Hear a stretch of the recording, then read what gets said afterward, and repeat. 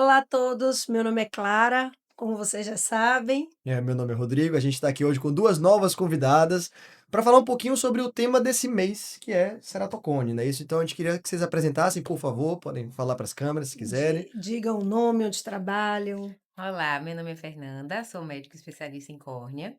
Eu trabalho na Visoclin e também sou preceptora do IBOPC há 13 anos e participo dessa parte de ensino lá também. Meu nome é Tatiana, prazeres, sou oftalmologista especialista em córnea, eh, trabalho na COP, Hospital de Olhos, e fiz formação em Sorocaba, no Banco de Olhos de Sorocaba, e doutorado na Unifesp. Ótimo. Você, Também minha formação foi em São Paulo, na Unifesp, e fiz doutorado lá também. Ótimo. Vamos lá, Clara. Primeira pergunta, primeiras damas. O que ah, que você quer saber sobre ceratocone? eu gostaria de saber assim de vocês, qual a importância que vocês acham do diagnóstico precoce do ceratocone? Assim, vamos começar um pouquinho falando sobre diagnóstico. Quais são os principais exames que vocês acham que devam ser solicitados? Quando? Quais são os sinais de alerta para o público, para o oftalmologista geral, que a gente deve pensar e o que fazer, o que solicitar? Interessante, porque esse mês realmente, assim, é um mês super voltado, inclusive a gente vai participar de um simpósio no tema, e eu fui chamada, inclusive, para dar uma aula sobre ceratocone em criança, Pronto. porque eu acho que é aí que a gente tem que atuar, a gente precisa fazer o diagnóstico precoce. O ceratocone hoje, com as alternativas que a gente tem para frear a evolução da doença, o mais importante é a gente pensar, lembrar que ele existe, e aí o não especialista, né, porque muitas vezes a criança não está sendo atendida por um especialista em córnea. Com certeza. Então, inclusive, saiu agora um consenso global, que ele é um consenso multidisciplinar, assim, de vários especialistas. Então, tinha o primeiro consenso há 10 anos, acabou de sair o segundo, e ele foca muito em a gente padronizar a investigação em criança. Então, toda criança entre 6 a 18 anos, né, entre 8 e 18 anos, e tiver um astigmatismo acima de 2, a gente já precisa rastrear com exame de imagens. Então não precisa ter baixa de visão, porque o grande problema é que a criança já chega com o ceratocone avançado e com baixa de visão. Então, se a gente tentar fazer o diagnóstico antes desse momento, aí a gente vai mudar a evolução da doença. Então essa é a coisa de perder a chance daquele momento de que você poderia estar rastreando, encontrando aquele ceratocone frustro que o pessoal às vezes fala, que você Exatamente. torce para que ele não evolua, mas você não tem como garantir isso se você não fizer alguma abordagem direta, né, Tati? O que você acha? Exatamente. É o que eu falo hoje para os pacientes. Na minha primeira consulta, normalmente, quando o paciente chega assustado, tem um diagnóstico de ceratocone, primeira coisa que eu falo, eu adoro tratar ceratocone hoje. Por quê? Porque tem o que se fazer para a gente melhorar esse paciente. Então, antigamente, a gente era primeiro que era a principal causa, né, de pacientes nossos transplantados era ceratocone, Uhum. isso já mudou. eh, Pela questão do crosslink, né, que realmente consegue frear o ceratocone, então isso mudou a história de um paciente com ceratocone. Então eu falo logo que ele chega, naquele desespero, vou para o transplante. Eu falo, olha, adoro tratar ceratocone porque hoje tem muita opção. E a gente ter a opção de tratar precocemente, melhor ainda, porque a gente pode o quê? Partir para um tratamento muito menos invasivo. Então, assim, dentro de lente, de contato, também houveram, né, muitas evoluções, os desenhos da lente, novas tecnologias. Então, a gente consegue fazer com que esse paciente nunca vá para transplante, né, que é o Maravilha. medo, enfim, desses pacientes. Mas como Nanda disse, né, esse diagnóstico precoce é importantíssimo, né, da gente frisar. A questão da criança, ela não informa a visão.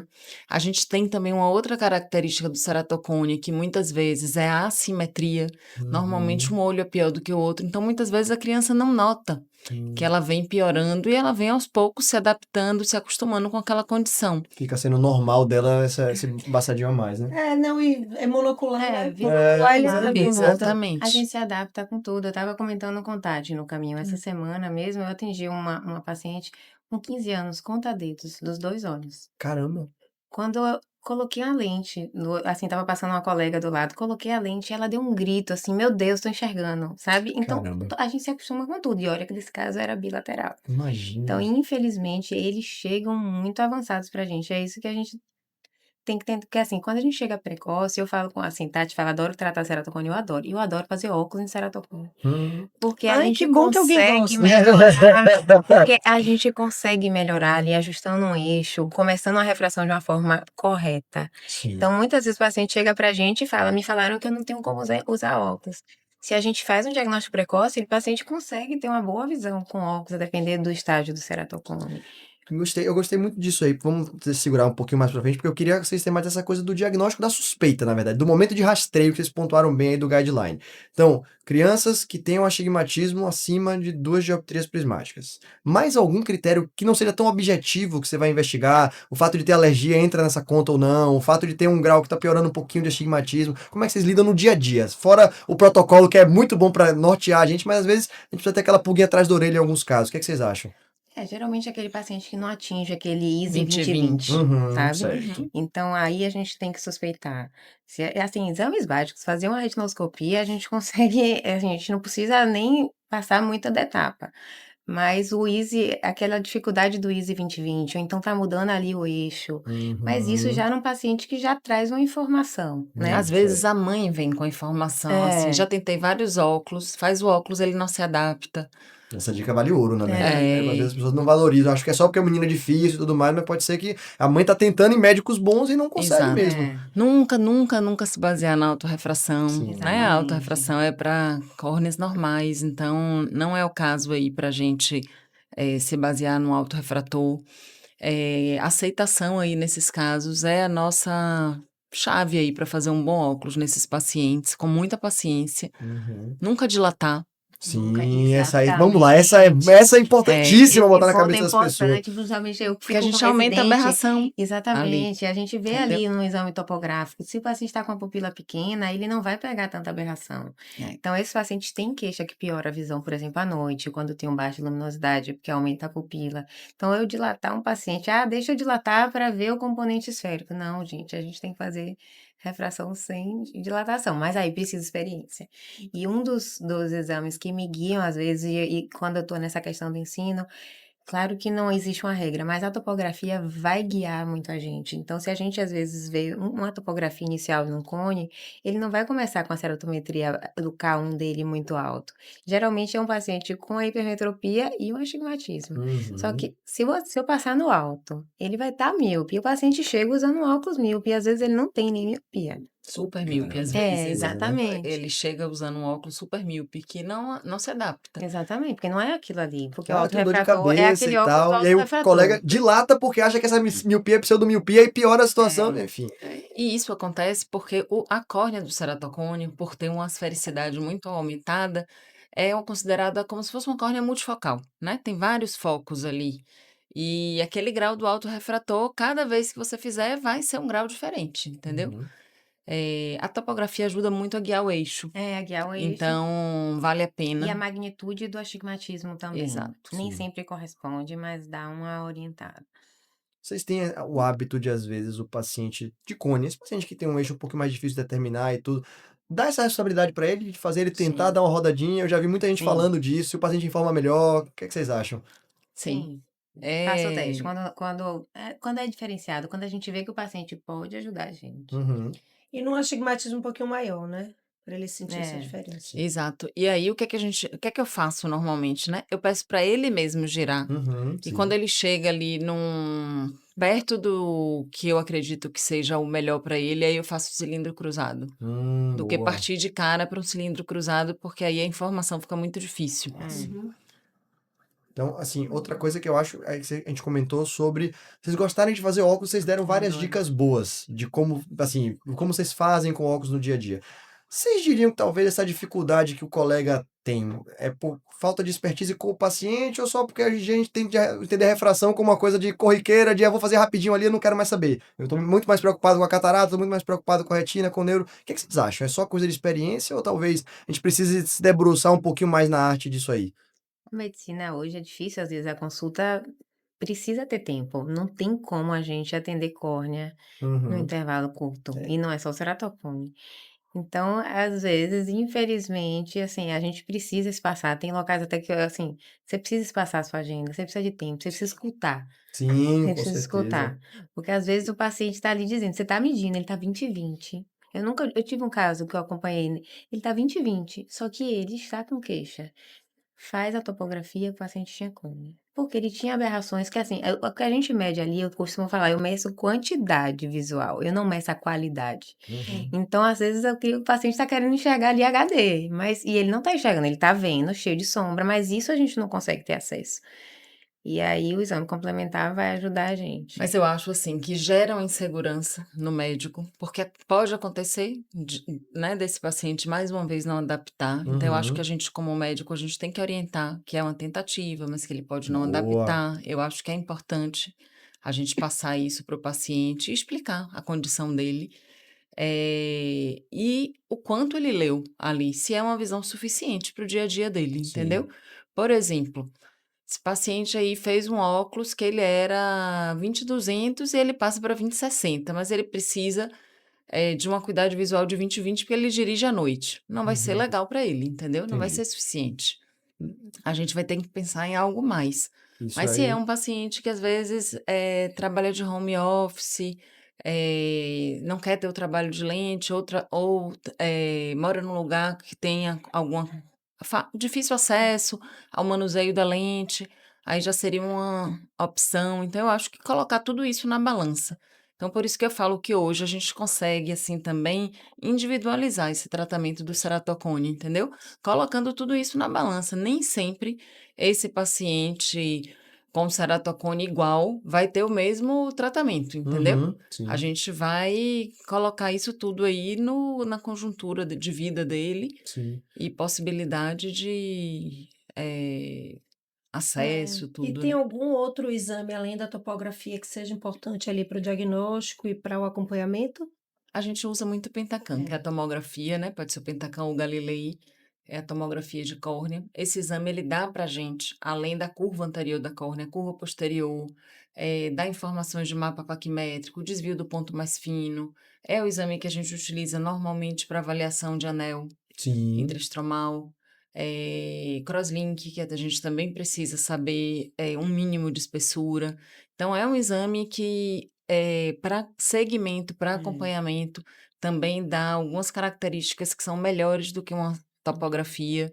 Né? A gente, além de ver o K médio, a gente vê o K máximo, ele dá essa informação no exame, vê o ponto mais fino, elevação anterior e posterior da córnea, que também entra como mais uma informação, mais uma ferramenta para ajudar a gente na decisão até de evolução e tudo Uhum. isso.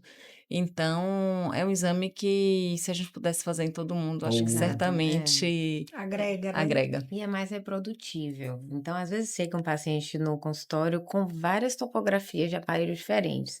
A gente não consegue comparar exames diferentes. Então, uma Importantíssimo isso. tomografia, até que eu faça em centro diferente. Claro que eu sempre prefiro fazer no mesmo local, mas se ele fizer um Pentacam num lugar e em outro, eu consigo ter uma reprodutibilidade maior do que na topografia a gente não vai ter.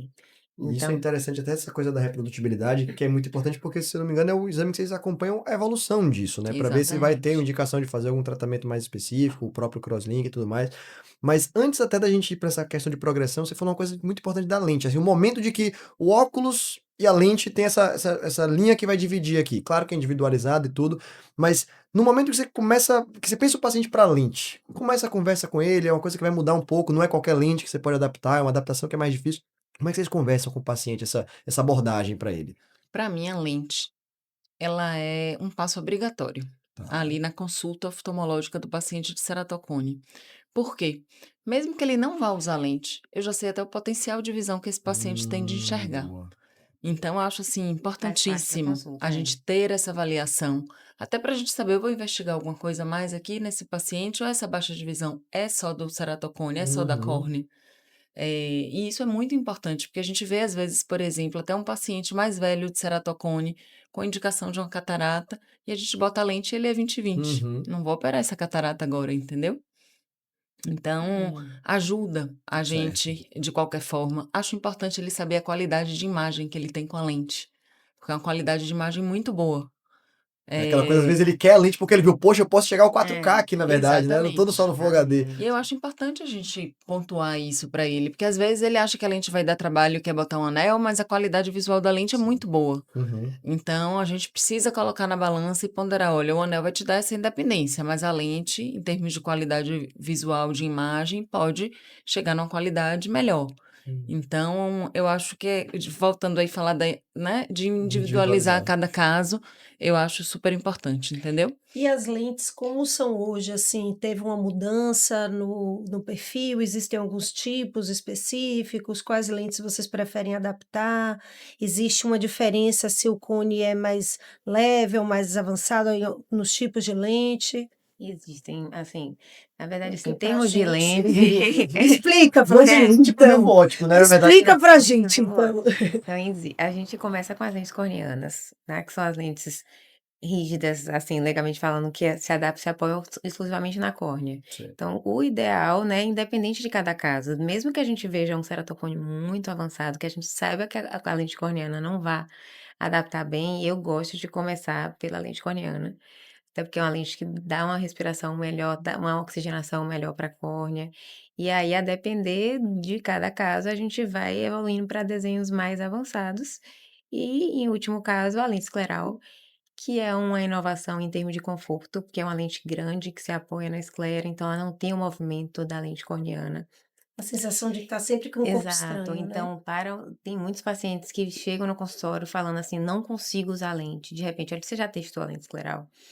E aí, de repente, muda totalmente a maneira que encara a lente e volta a usar. Uhum. Então, existem vários desenhos de lente, não tem como falar assim, olhando, assim, não é assim, olhando, a gente olha a topografia, a gente imagina se o cone é central, mas, enfim, mas em termos de diferença mesmo, seria a lente escleral, que é o extremo, e a lente corneana. Então, assim, hoje em dia você diria que tem um espectro grande de opções. Você Total. não encontra um cone Muito. que você fala assim, não dá para eu tentar lente de contato Sempre nenhuma. tem. Não existe. Hoje em E dia eu fugiu falo para o isso. paciente, não existe nenhuma alternativa de reabilitação que dê melhor qualidade de visão do que a lente. Sim. Porque às vezes o paciente chega e fala, eu não quero usar lente, eu queria logo fazer um transplante. Eu falo, olha, tem paciente pós-transplante que só tem reabilitação visual com lente. Uhum. Tem paciente pós-anel que continua precisando de lente para se adaptar. Uma grande Uma quantidade, por grande sinal. quantidade. Então, às vezes o Então, paciente vem com uma expectativa diferente com relação a alguns tratamentos. Então, Sim. quando a gente faz aquele diagnóstico, minha consulta ela sempre começa assim: olha, a gente tem o diagnóstico ceratocone. O que é que a gente tem de opções terapêuticas? Então, a gente vai subindo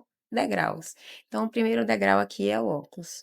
O segundo degrau é a lente. E dentro desse degrau aqui não existe nada que vai te fornecer melhor qualidade de visão, porque a lente melhora as aberrações ópticas.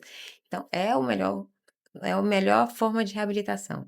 Mas nem todo paciente, principalmente assim, um paciente que tem uma visão boa no olho e que tem um ceratocone super assimétrico, qual a motivação dele para ficar tirando e colocando lente, já que ele tem uma qualidade de vida boa com um olho só?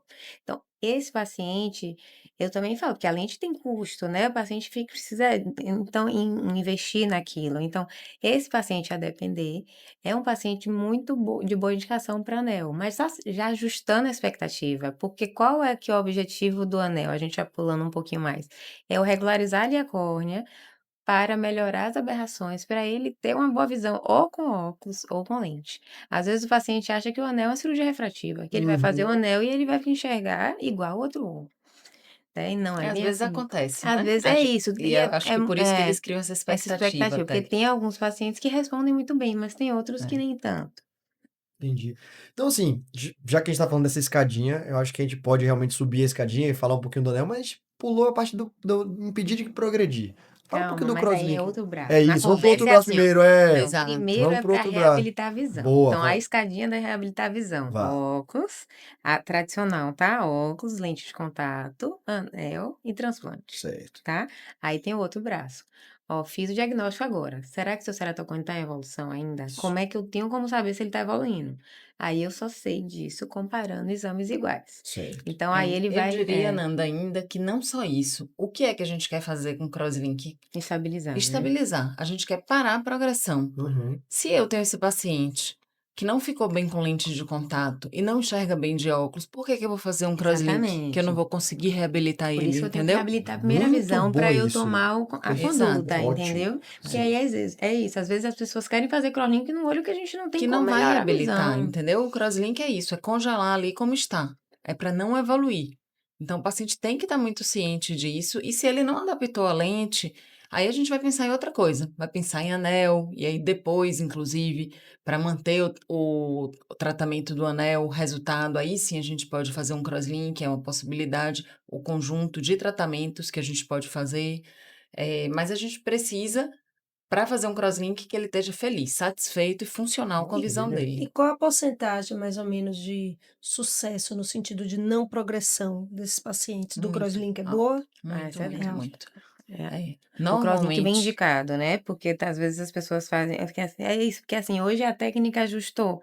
Porque em teoria, assim, numa córnea que tem uma espessura adequada, a técnica ela tem uma validação muito importante. Uhum.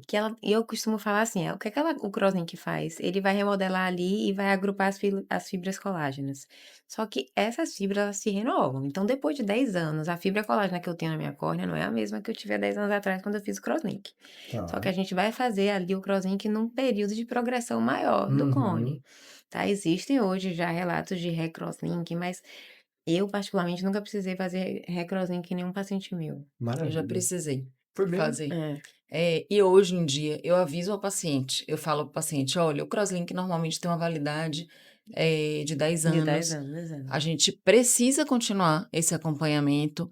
Nos pacientes muito alérgicos, né?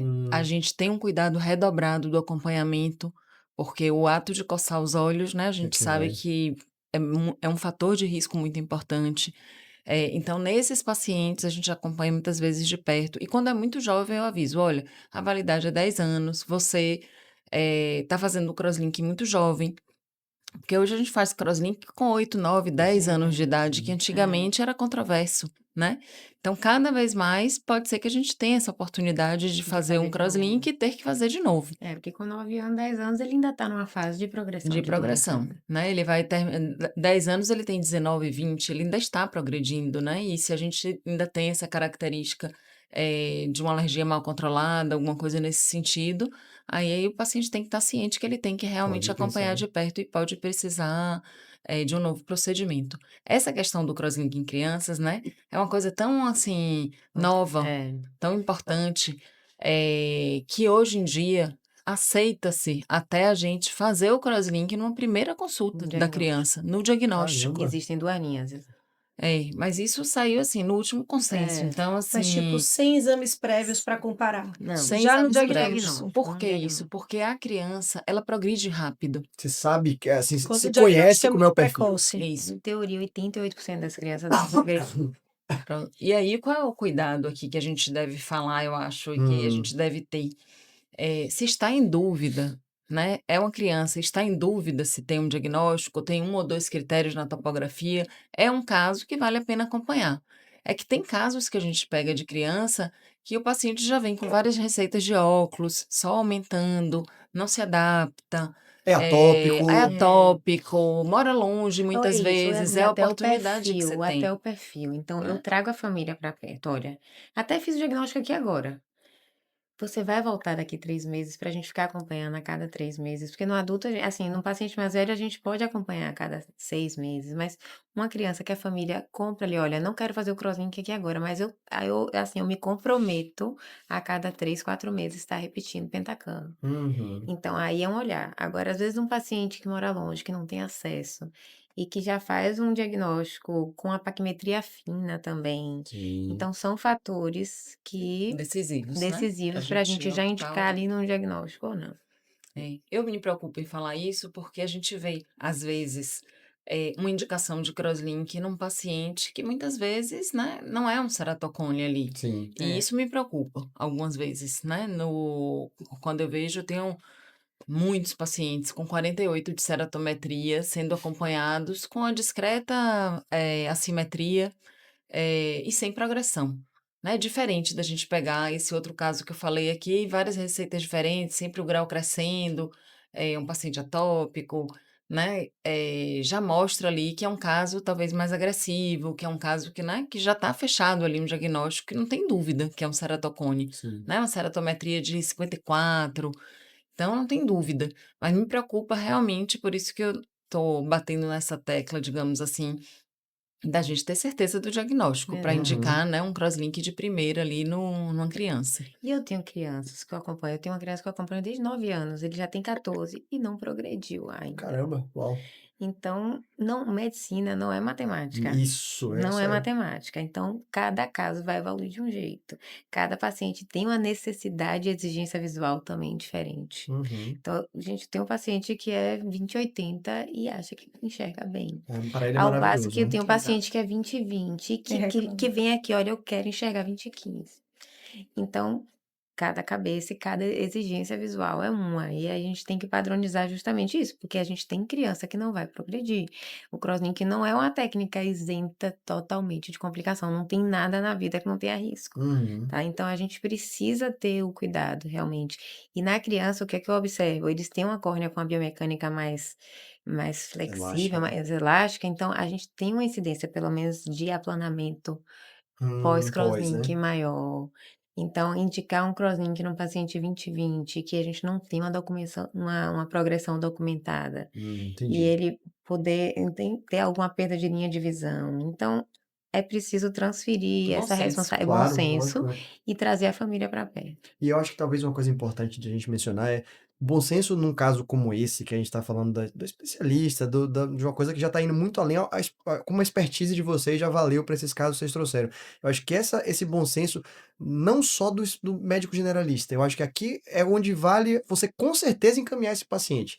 Tá na dúvida, acha que é um ceratocone inicial, esse paciente não deve ficar acompanhando com você ali, porque pode ser que esse momento que você esperou para ele fazer um próximo diagnóstico, você perdeu a chance de fazer um Exato. crosslink naquele primeiro É, momento, né? Então talvez seja coisa de, poxa, tô suspeitando, acho que pode ser. Ao invés de eu esperar o próximo 6 meses para fazer outro Peitacam, para fazer outra topografia, outra refração, deixa eu ver o que que Tati, o que que Nanda querem aqui, o que que elas acham nesse caso. Acho que talvez seja uma coisa pra gente deixar como lição geral no podcast para os outros colegas oftalmos, né? Talvez seja esse E eu lado. acho que essa consciência que traz aqui, né, o Junho Violeta, Uhum, que é por que conscientizar do diagnóstico precoce de um ceratocone? Porque tem que ser feito, a gente uhum, muda essa sim. história, né, é. desse paciente.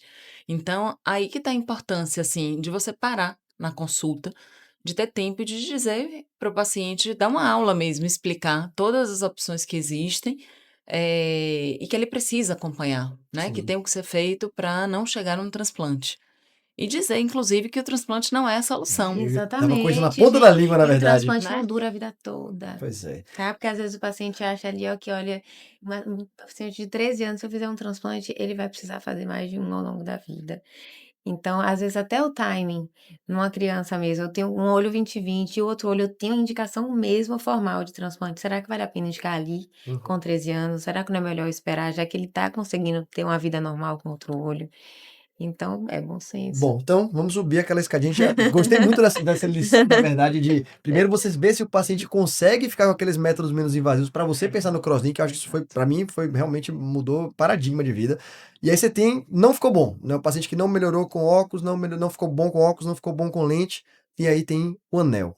E isso já é uma coisa relativamente recente, talvez não tão recente, mas agora está bem mais em voga. Como é que é a abordagem de vocês para isso? O que é que o paciente pode esperar depois desse anel? Como é que o que é que A muda na gente vida? pegou a evolução do É. Sim. anel também, né? O Então anel a no gente que passado era parou uma lá coisa. atrás na evolução, avise a gente aí. Como tá a evolução do anel? O anel é a evolução, porque hoje a gente consegue também individualizar muito mais, entendeu? A gente tem anéis diversos. A gente tem anéis assimétricos, por exemplo, que é uma novidade. Os anéis de arco longo, que a gente consegue corrigir, além de aberrações muito grandes, assim, graus muito altos, ceratocones maiores, ceratometrias maiores. Caramba. Ó. Então, a gente tem essa alternativa como um passo antes aí de um transplante, por É. exemplo, entendeu? Mesmo em cones mais severos, que antigamente a gente tratava o anel assim, pacientes com ceratocones ali com ceratometria entre 55, 56. Hoje em dia a gente consegue um pouco além e a gente Uau. consegue individualizar mais esse tratamento, né? Porque o anel assimétrico, por exemplo, ele tem uma espessura numa ponta, outra espessura em outra. Então a gente consegue fazer um planejamento melhor, né, desses casos. Então normalmente a gente usa o normograma, Uhum. avalia a topografia, avalia a refração, avalia tamanho de pupila, para a gente saber se o anel que a gente vai colocar é de 5, de 6, existem essas variações. E importantíssimo a gente falar para o paciente, né, o que é o anel, qual é o objetivo, porque também existe muita expectativa, Uhum. né, em torno, do anel. Hoje em dia com o laser também melhorou muito, porque a gente fazia Previsibilidade disso, É, Ave Maria. e totalmente. segurança também. Aham. E Menor conforto, né, para o paciente. A gente não é. depende muito do paciente colaborar na cirurgia, porque o anel com laser, a gente faz um corte ali em 20, 30 segundos, o olho está parado, né? Então não tem aquela colaboração que tinha que ter com o anel manual. Né? Quando eu comecei a fazer anel, eu só fazia manual, não tinha o laser na época, estava começando. E hoje em dia, assim, mudou muito. Praticamente eu não faço anel manual hoje em dia, só se não cortar. Se o laser tiver alguma questão e não É. cortar por uma cicatriz, alguma coisa, a gente sempre tem a caixa do anel manual e a gente pode completar a cirurgia. E mesmo assim, ainda é muito mais tranquilo, né? A gente consegue ter a previsibilidade ali da profundidade, né, do anel que a gente vai colocar. Então, antigamente a gente via mais extrusão de anel, anel Uhum. descentrado, não ficava exatamente, né, como a gente queria, porque depende do paciente olhando para a luz, o anel ficar centrado. Agora não, a gente realmente tem uma segurança maior, uma reprodutibilidade maior, complicações muito menores também, além do conforto, né, de pós-operatório. Que massa. E aí, no fim das contas, o paciente, o que você falou é realmente da expectativa dele depois. É. Aquela coisa, talvez o paciente que já tem a impressão de que o transplante é a oitava maravilha do mundo, eu vou fazer transplante, eu vou fazer transplante, vou enxergar bem. Aí você fala, não, antes do transplante a gente tem o anel. Aí o paciente já fica naquela, poxa, se ela tá me oferecendo essa coisa tecnológica, de laser e tudo, pra não fazer o transplante, que é a oitava maravilha do mundo, então esse anel vai ser incrível. Então o que é que ele vai esperar no fim das contas? Ele vai ficar livre de óculos, vai ficar livre de lente? Como é essa lógica dessa conversa com o paciente nesse aspecto? E é aquilo que que eu falei inicialmente. Então, o objetivo do anel não é corrigir grau, é regularizar a superfície da córnea para o paciente ter uma melhor nitidez, melhor qualidade de visão, ou com óculos ou com lente. Então, a gente não dá para a gente jamais garantir que ele vai ficar sem Uhum, óculos. Apesar de que tem pacientes que respondem bem e acabam ficando independentes. Mas o objetivo é melhorar a qualidade de visão. certo. A gente já tem alguns aparelhos hoje, que conseguem medir a elasticidade da córnea, Uhum, mas não são reprodutíveis. Então sim. não é algo que a gente confia ainda para usar como uma ferramenta, para esses pacientes. Então o que é que eu costumo dizer para os pacientes? Olha, o mesmo anel colocado num exame igual, com o mesmo grau, pode ter resultado diferente. Porque esse componente, que é a elasticidade da córnea, a gente consegue estimar. Por exemplo, a gente consegue dizer que uma córnea de um paciente muito jovem é uma córnea mais elástica. E a gente pode ser um pouquinho mais conservador no anel, muitas vezes, porque ele pode hipercorrigir. Certo. Um paciente mais velho, normalmente, é uma córnea mais rígida já, que é o efeito do crosslink natural, que é o que a gente faz no crosslink, é como se fosse um envelhecimento precoce da córnea. Uhum. E isso a gente consegue, prever, né, de alguma forma, muito empírica e intuitiva, né, muitas vezes. Então a gente tem que deixar isso claro para o paciente que não é uma cirurgia refrativa, Certo. mas que o nosso target ali da gente alcançar, que a gente está mirando no estudo ali do pré-operatório, e eu falo para eles, eu levo mais tempo estudando o anel que eu vou Do colocar do que que o tempo cirúrgico, né, Na propriamente dito. programação mesmo, é. É, Eh, mas é um bastidor importante de mas se é o uma falar, anel, né, inclusive, ela estava importante. pensando que nisso. às vezes estima pelo tempo que você está lá operando, né, É. Exato. Ó, que como cirurgia seu fácil essa trabalho. doutora. É, pois é, verdade. 5 minutos, acabou. É. Não, E e é se isso você aí. for discutir um caso de anel com vários especialistas diferentes, cada um vai indicar um anel diferente, a Às depender. vezes É. Ou acontece. seja, a experiência faz uma Sim, diferença, com né. certeza vale. E às vezes acontece assim, por exemplo, de novo falando de individualizar o tratamento. Digamos que eu tenho um paciente que eu quero corrigir mais astigmatismo do que miopia. Por quê? Porque o outro olho já é míope. E ele pode usar uma lente gelatinosa porque ele já usa no outro olho. Então, eu vou mirar ali em corrigir o astigmatismo e não vou ligar tanto para a miopia. Então, eu posso escolher um anel baseado nisso. Uhum.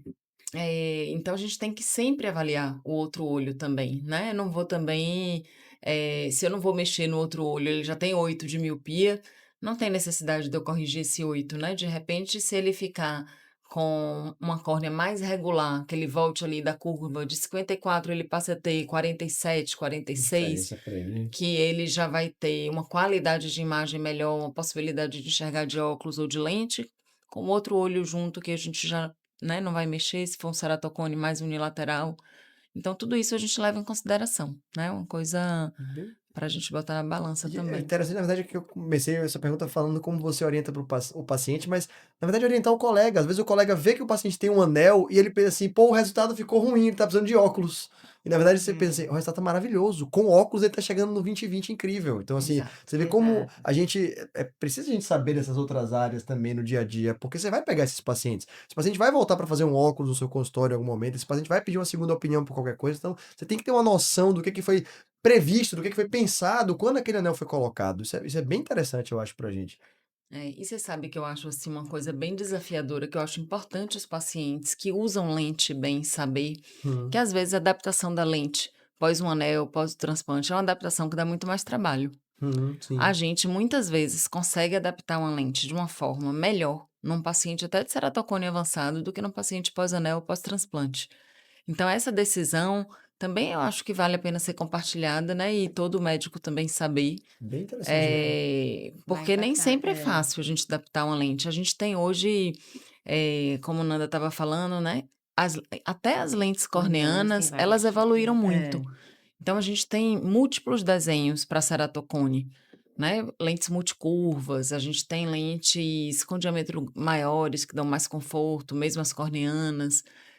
Então, assim, melhorou tanto essa possibilidade da lente, mas existe lente pós-anel especificamente, existe lente Eu imagino. pós-transplante também, esses desenhos específicos, mas são mais limitados do que os desenhos para ceratocone.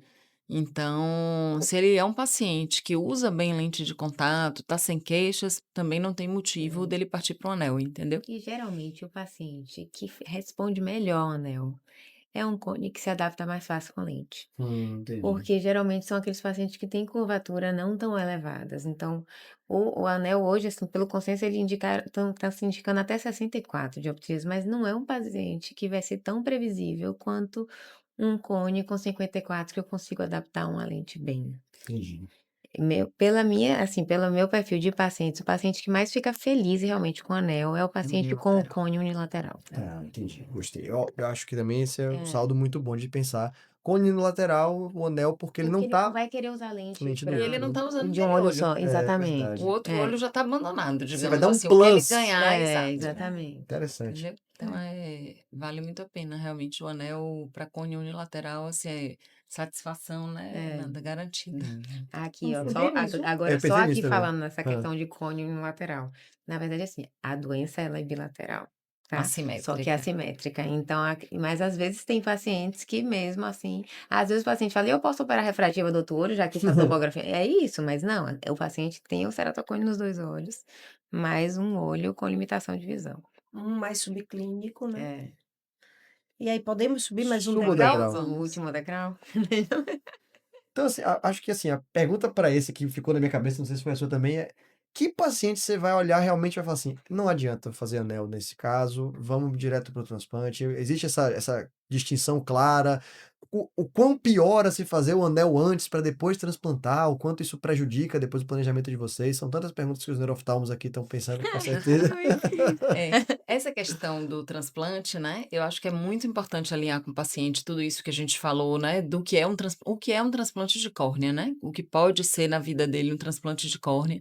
Esse alinhamento é importante.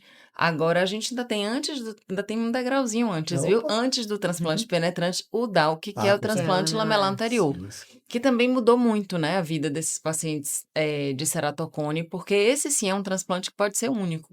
Ele pode durar a vida toda. Que preserva o Então, endotélio do próprio Vamos lá, paciente. Isso. vamos lá, vamos Que vamos traduzir. preserva, destrinchar. exatamente. Essa eu ainda sabia, essa eu ainda Essas acompanhei. É. linhas aí, O Eu exatamente. DALC sou é o mais velha, Deceme, né.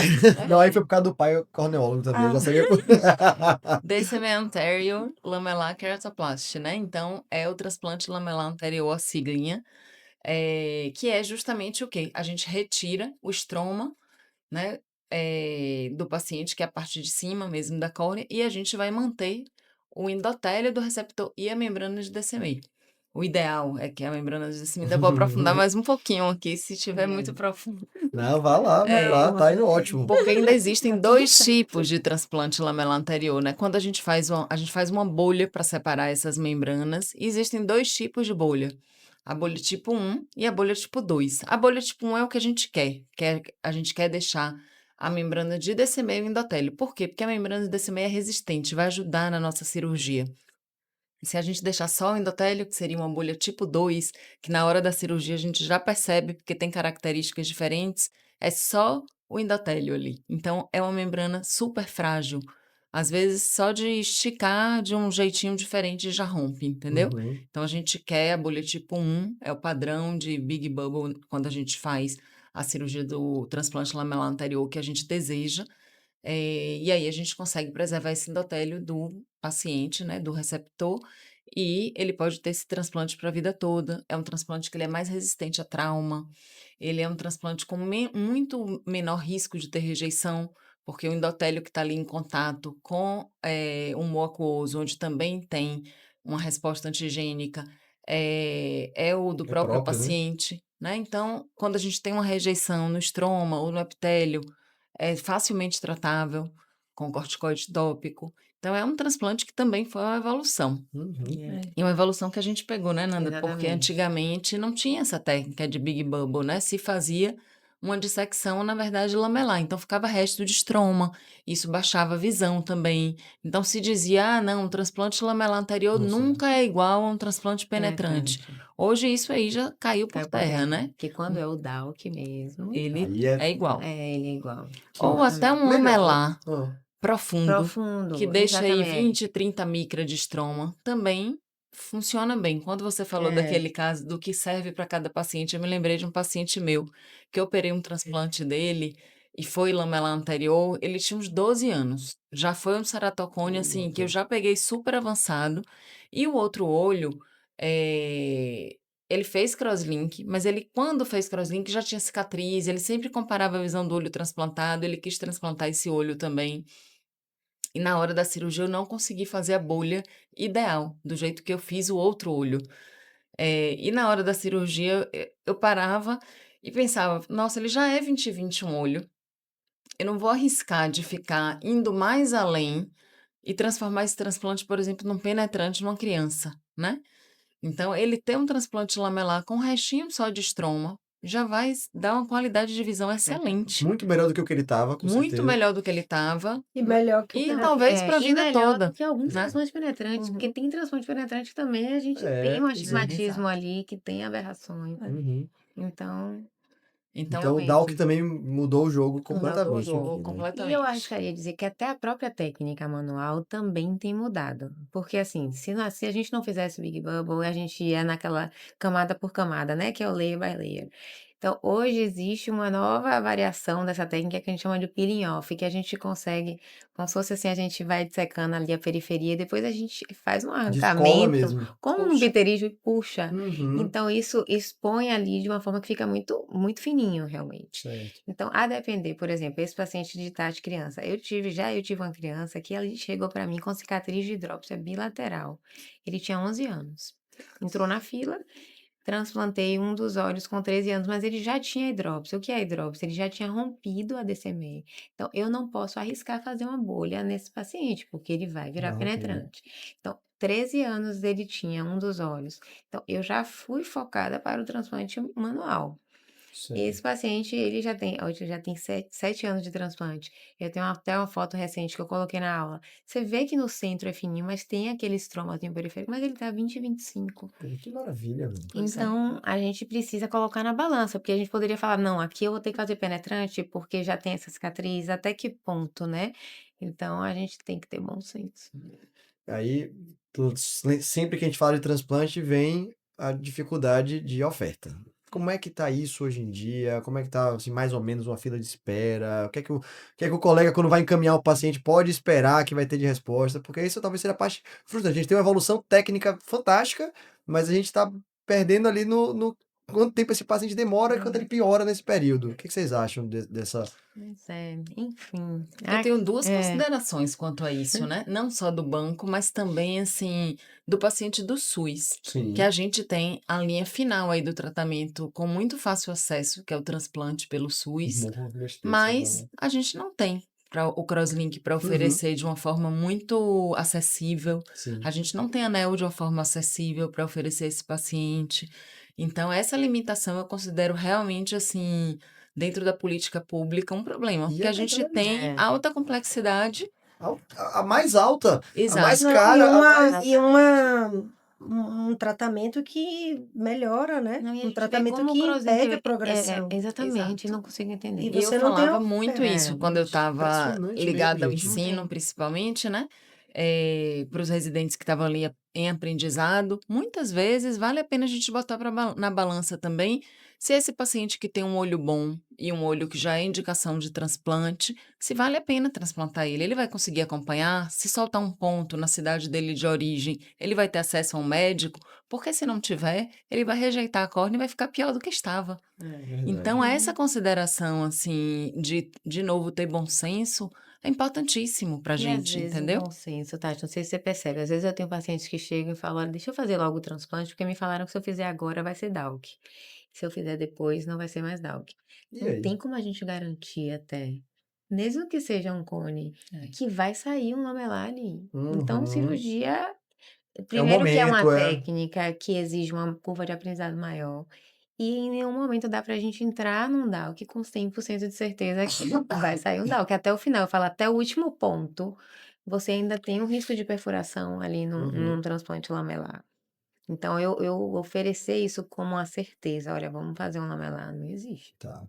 Não, mas isso que você comentou aí, até se a gente for botar talvez na balança de custo-eficácia, talvez é menos custoso para o sistema você ter um Total, crosslink no SUS total. disponível do que você tá pensando em fazer transplantes. Porque assim, o momento do transplante, o fato de você Não, pegar a e não córnea... só isso, como também a cuidade visual em um Sim, pois paciente é, jovem, pois é. produtivo, com força de trabalho, Muito, entendeu? não. É. E os E o retornos transplante, todos do gente, o que é um transplante, pois transplante, né, é. na O que vida da é? pessoa? Porque essa informação, eu acho que tanto o médico generalista quanto o especialista de córnea tem que ser muito enfático, né? Eu costumo dizer, assim, de uma forma bem simples para o paciente, que a gente depende da cicatrização dele, do ponto que eu dou na hora da cirurgia e do grau que a córnea que foi Uhum. doada tinha também, né? Então, se eu tenho uma ceratometria de um paciente que doou que era 39 e eu Pô, vai tenho uma encaixar no... ceratometria de um paciente de cone, eu vou ter aí uma diferença de grau. Uhum. Eu posso ter uma anisometropia, uma diferença de grau de um olho para o outro, que eu não reabilite esse paciente. Sim. Agora, recentemente, assim, o bom da evolução de tudo isso, né? Por isso que eu trouxe aqui essa questão, é que a gente tem outras ferramentas ainda para melhorar isso também, Hum. né? Então, a gente tem as lentes fásicas, que a gente associa muito também, tanto com anel quanto com transplante. Recentemente, eu tive uma paciente que já era mais velha, já era operada de catarata. Eu fiz o implante também de uma sulcoflex, porque ela fez um transplante em um olho, ficou com 10 de miopia, com astigmatismo baixíssimo, e o outro olho ela não tinha nada. Caramba, é um projeto. Então, é uma paciente que, se eu não fizer nada a mais, o transplante está lindo, Não serviu pra nada. maravilhoso, mas não serviu para nada. E isso tudo, né, na política pública, eu acho que deve levar em consideração, porque a gente vai ter acesso a fazer isso, né? Como é que vai ser? Então, eu acho que esse bom senso sempre, sempre Tá. tem Não, que com ter. E é certeza. tão impressionante que, por exemplo, ó, tem 14 anos que eu voltei de São Paulo. Minha fila inicialmente, a maioria era ceratocone. E hoje mudou Verdade. totalmente. Hoje minha principal causa de indicação de transplante é distrofia de Fuchs, ou uma Fuchs. bolhosa pós-cirurgia de catarata. Então, em um curto intervalo de tempo, a gente está falando aí de 14 anos, né? É pouco tempo. Pouco Então, tempo para uma então mudança de esse é o conduta, né? impacto do Exatamente. crosslink no acompanhamento Não, desses e pacientes. assim, ainda vou dizer uma coisa, um E do pensamento... crosslink e da evolução das lentes Sim, e também. eu vou dizer uma coisa que vai além desse pensamento. Vocês falaram que a técnica, a coisa manual do DAO, que é mais complicada, a curva de aprendizado é maior e tudo mais. Se você está diminuindo a quantidade de pacientes que chegam nos sistemas para fazer o DALK, porque você está diminuindo com o Crosslink, as pessoas que vão fazer esses DALKs depois vão ter um treinamento um pouquinho pior. Então, no fim das contas, vai ser cirurgias que vão ser Exatamente. menos reprodutíveis também, tudo. Então, todo o sistema deveria É. se mexer para o que a gente quer é menos transplantes. Temos ainda, Não, vai precisar muito, totalmente. Todo muito. setor de ensino, realmente. Os fellows que eu tenho acompanhado, eles saem muito mais treinados hoje para um transplante endotelial, que é uma outra técnica, Uhum, do que, às vezes, porque o volume realmente de E que pacientes com bom, né? indicação, e uhum, graças a Deus, né, que são pacientes mais pois jovens, é. né, a gente está falando de um outro perfil de paciente em fila de transplante. Então, felizmente tem mudado. Mas continuamos com muita fila. Continuamos com Muita muita fila. fila. Em relação à No nosso segunda estado pergunta, ainda né, que Sim. é assim, o banco de olhos, antes da pandemia a gente tinha uma fila que estava andando muito muito bem. bem. Eu operava paciente às vezes com 3, 4 meses já, na fila. Chegou, eu acho que eram uns Chegou 8 isso meses, aí. 7 a 8 meses, né? E depois da pandemia, né, a gente teve um retrocesso, que foi nacional, na verdade, não foi só aqui, mas que a gente vem caminhando, né, lutando para que isso melhore. É. E para ser doador é muito simples, né? Basta você se manifestar com seus familiares que você gostaria de ser um doador. A família é quem decide ali, né, se não tiver nada especificado em documento. Então é importante essa manifestação do É. interesse em ser um doador, E não né? precisa ser em morte cefálica, então pode Isso que eu ia ser com o falar. coração parado. Uhum. Não tem uma deformação, que às vezes o desconhecimento, né? Ah, quando eu for fazer o velório, vai estar ali deformado sem olho. Não existe todo um contexto de reconstrução e que fica esteticamente igual, Excelente. excelente, Eu vou entendeu? dizer assim, que eu não tinha. Assim, esse podcast a gente fala que é para oftalmologistas e tudo mais, mas oftalmologistas, somos familiares de pessoas que podem ser futuros doadores, nós Verdade. podemos ser futuros doadores, então também é importante a gente lembrar disso, né? Dessa coisa de a gente faz girar a fila também de alguma forma. Então, Exato. orientar, Tem na explicar. identidade, né? Mas se Essa você mais não nova, né? colocar É. nada, É. Precisa da autorização familiar. Pois que coisa. Então, assim, eu acho que o saldo mesmo que a gente tem de aprendizado, pelo menos para mim, não sei para Clara, foi gigantesco essa coisa. Alguma consideração final que vocês pensaram assim, de falar assim, poxa, eu não posso deixar de falar tal coisa. Não, não dá para esquecer disso. eu acho que frisar um pouco ainda aí nessa questão do ato de coçar os olhos, que também é Sim. uma coisa relativamente nova, se a gente avaliar na fisiopatologia do ceratocone, o quanto que isso, de fato, mudou É um também a gatilho. história, né, do ceratocone. Eu diria que essa questão de tratar bem uma alergia, perceber desde a infância, encaminhar mesmo até para o especialista se O não estiver alérgico, né? seguro no Hormônio. tratamento, né? Porque esse paciente também é um paciente que pode nem precisar do crosslink se a gente já Já consegue atuar controlar. antes ainda e conseguir controlar, né? Já que a gente está falando aí de uma divulgação, né, do mês Junho Violeta, eu acho que essa questão da prevenção para a gente lembrar, eu acho que é importantíssimo. Uhum. Com certeza. É porque é um gatilho, né, É um para gatilho. Olha, tem uma a paciente que foi algo tão formação. marcante que ela já era mais velha, já tinha feito cirurgia refrativa, ou seja, já era uma córnea enfraquecida. E por uma questão, ela começou um tique de coçar um olho só, não era nem Mentira. alérgico. Ela desenvolveu um cone que precisou transplantar. A paciente, ela tinha 30 altos, não era um paciente. Caramba. Então, como isso marcou, assim, porque realmente o coçar.